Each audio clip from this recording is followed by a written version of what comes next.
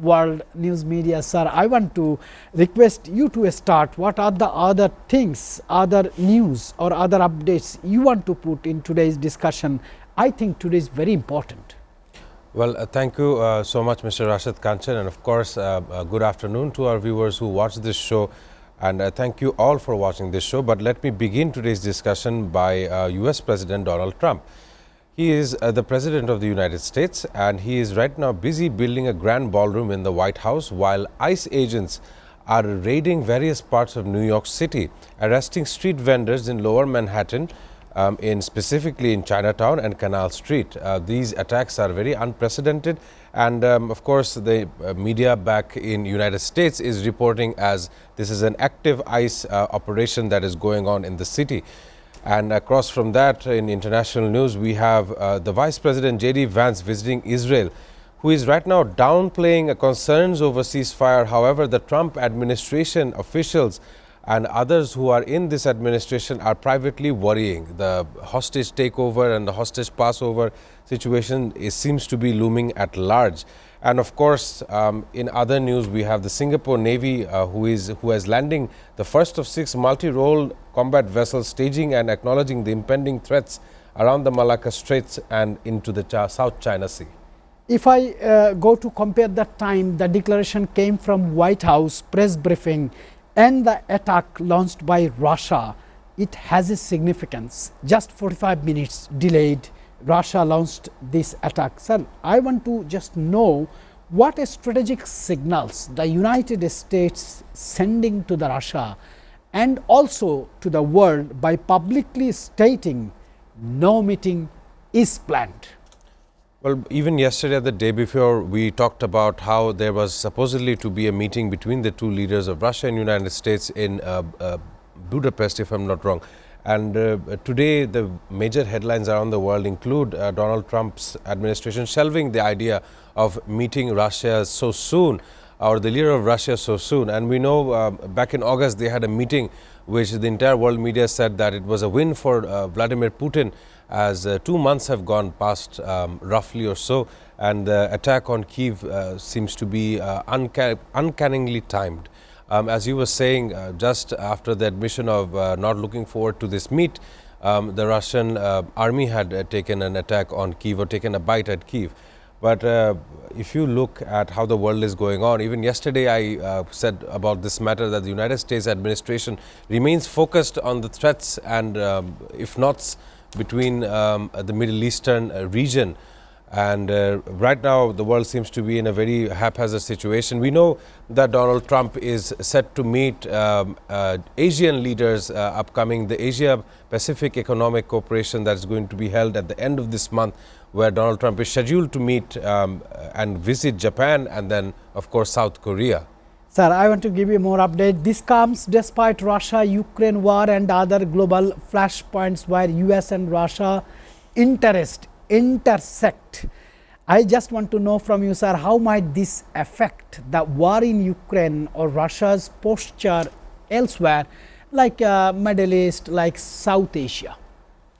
Well, since you mentioned South Asia, one cannot ignore the export of crude oil into India and how America had previously slammed 50% tariff amongst almost 70 other nations who have trading relationships with Russia. And the Russia economy does not seem to be broken down. Russia has support from China, from North Korea, from Iran, from Venezuela. These are countries who have direct opposition with the United States of America. Needless to say, Colombia, as I said yesterday, Colombia is now facing a crisis where US is cutting off all of its aid towards Colombia, recognizing that they are one of those other nations that would come out outright support of Venezuela. And we know the CIA is now operational in Venezuela on the orders of the POTUS, President of the United States. So this is the combination that the current administration is trying to play on. Sir, Washington Post is writing in favor of this decision from White House Press Department. They are writing, by refusing an early meeting, the United States avoids giving diplomatic legitimacy to Russia where its war in Ukraine continues It signals that dialogue must follow accountability, not precede it. Sir, I just want to add one more question for you. For countries, could a future meeting still be broke, perhaps via third countries like Hungary or Poland or somewhere else, and what conditions would make it possible? Because this is a hanging issue and dynamic changes are coming. So the current war is between Ukraine and Russia. Say if it were to extend itself to Poland, if not to Hungary, if not to Finland as well, who shares a large, vast, long boundary with Russia. But Donald Trump, him trying to move away this meeting or not trying to appear here would definitely signal the tensions or the outcomes of the last meeting which happened in Anchorage in joint Air Force base in Alaska. And what I was speaking out on one of the bilateral cooperation between America and Russia, they are trying to build a bridge between the two continents. So whether or not the US support or where and which direction the US support is going to go to is the question here. But Europe in general is very alarmed at this attack on their corridor. The NATO expansionism is what's going to be affected the most. And this is why the Russian war machine had to become operational. And not only so, right now there has been numerous deaths that has happened on both of the sides, Ukraine and Russia. But still too early, in my opinion, it would be still too early for anything, for a meeting to happen between the two leaders, in my opinion. Sir, New York Times welcomes this decision by the White House. Very openly they has written, this stance reassures NATO and European allies that the US won't compromise collective positions or appear soft on Moscow's actions, strengthening Western unity. New York Times also strategically says this is a patience as leverage. Holding back talks allows Washington to maintain pressure on Moscow through sanctions, military aid to Ukraine and diplomatic isolation, preserving leverage for future negotiations. This is a new kind of war strategy. So, I just want to know, sir, from you, that is in terms of global power dynamics, does this mark a deepening of the Cold War style rivalry, or it is a tactical posture? Posturing is definitely one of these elements that are happening between the varied countries here. Let me add on to what you were saying. The Polish authorities said 55 people have been detained in recent months on suspicion of activities undertaken for the Russian intelligence, up from an earlier count of 8. So, of course, military intelligence and as far as it is concerned, they are actively working in such territories in Europe. This time it was in Poland.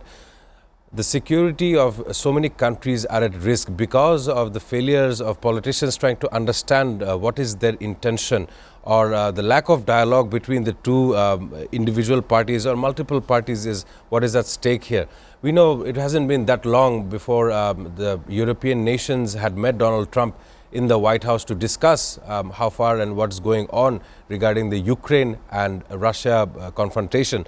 And to some extent, the European Union countries, Italy, Spain, as well as Finland, Poland, Hungary, all of these nations, including the UK, United Kingdom, who have sat down with Donald Trump, because even they understand that the US support cannot be faltering in any or so circumstances. And this is why it is so important to understand the US position on this matter. Sir, China Delhi has said this action by the White House limits on strategic problem solving.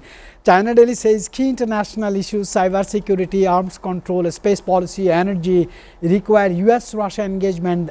The absence of talks could slow solutions to shared global threats. On the other part of the world, Russia today itself says global instability and uncertainty. Without a US-Russia diplomatic channel, conflicts such as in Ukraine, the Middle East and even nuclear arms control remain unresolved, depending global security. Sir, do you think Donald Trump is making everything complex because he wants to hang this Russia-Ukraine war for his intention to expand American business in Europe? Well, the American business in Europe that you were saying, I think to some angle, war profiteering is something that United States seem to be very cautious of. First of all, the United States defense budget is $1 trillion. I have said this on various shows as well, and I'll say it again today. There are military industrial complex companies who see to various war fronts. These war fronts we discuss upon, we look at the humanistic losses of life, and we try to understand what is the outcome of going to war.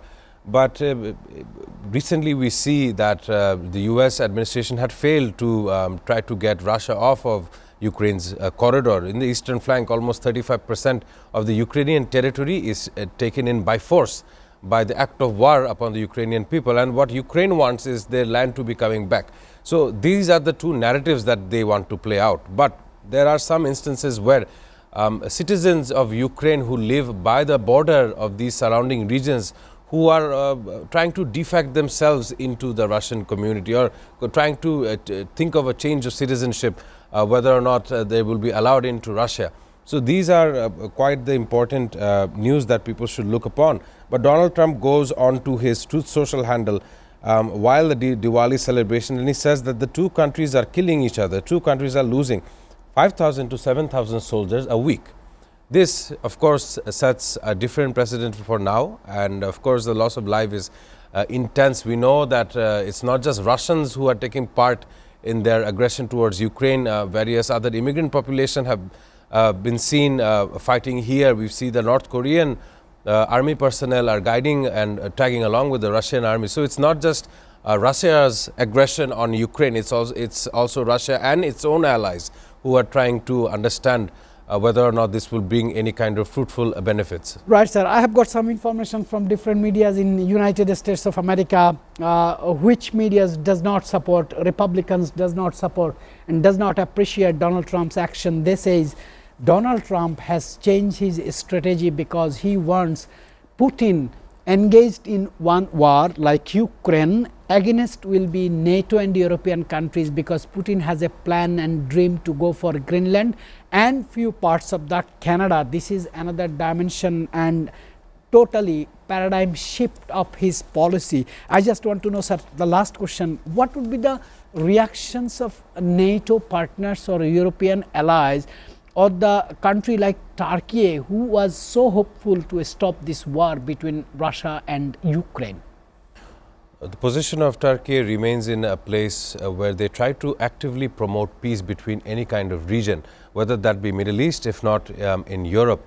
But one of the things that I understand is, especially when you mention NATO, one of the things that came out earlier this year was all NATO members to lift their defense spending budget from the remaining, I think, 2.5 up until 5%, because that was the rule that had come out of various NATO meetings that held earlier this year. But one of those countries that did not see eye to eye on this regard was Spain. Spain called out that it had no reason for its defense spending to go up, as it remains neutral to almost every nation on earth. So the neutrality factor and keeping oneself out of war is quite as important as Spain sees fit.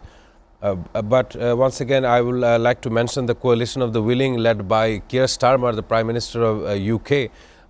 Their entire goal, including the Prime Minister of Italy, Giorgia Meloni, who is planning on to rebuild Ukraine after this war had ended. But right now, the conquered lands on the eastern flank of Ukraine are not demilitarized zones. So these are active war zones. Anything can go wrong, anything can happen before the end of this year, which we cannot expect.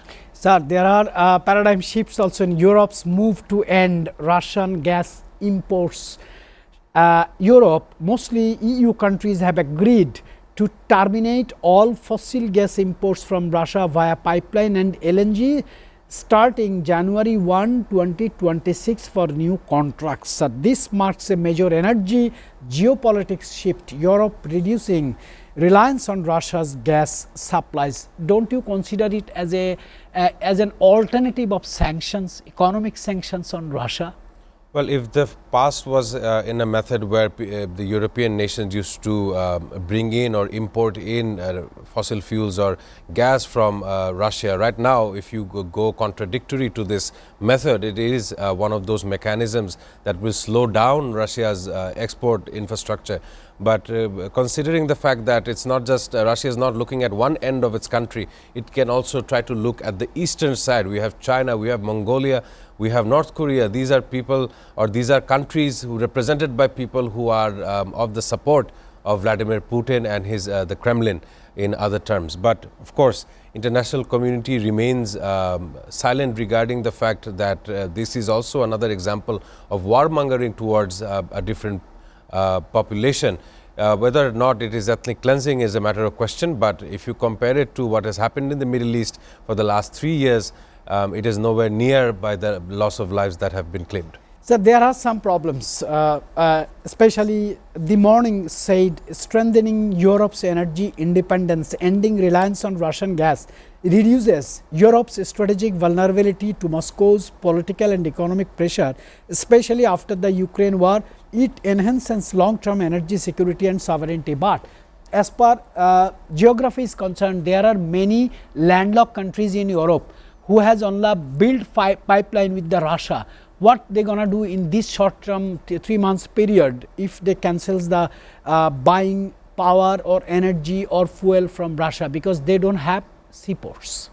Yes, Russia is one of those countries that are very landlocked, if I would say it, and one of those places that they try to use is through the channels in Crimea around so. But this is a business. To my understanding, there is trade and there is economics involved, which are quite so important for any thriving economy. But it is now a war economy that Russia is going through. Loss of life is occurring, loss of ammunition is occurring.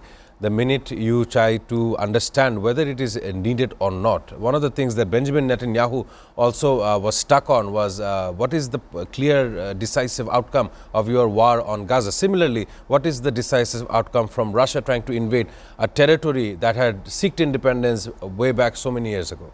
Sir, last queries regarding this. Gas exports are a major source of revenue for the Kremlin, I mean Vladimir Putin and his war financing. Cutting them off limits Russia's financial capacity to fund its war in Ukraine and other military operations. I just want to know one thing, and I am very curious. Do you think China will take this advantage in favor of Russia's financing for war? It wouldn't be a direct financing between the two nations, but it would be economic re-enhancement between the two nations. Of course, China does actively try not to involve itself in matters where it can be seen as accomplice or aiding someone who is going into a war. Whether that war is justified or not, these are the questions that the foreign ministry inside China must ask itself. But as far as business and economics is concerned, we know the SCO summit had happened earlier, and Vladimir Putin, including Kim Jong-un of North Korea, had met Xi Jinping of China, who of course had a military parade marking the 80th year of the World War II secession, and that is quite important. This soft power projection which has caused Donald Trump to impose 50% tariff on India even earlier. These are all the geopolitical analysis of narratives and stories and soft posturing.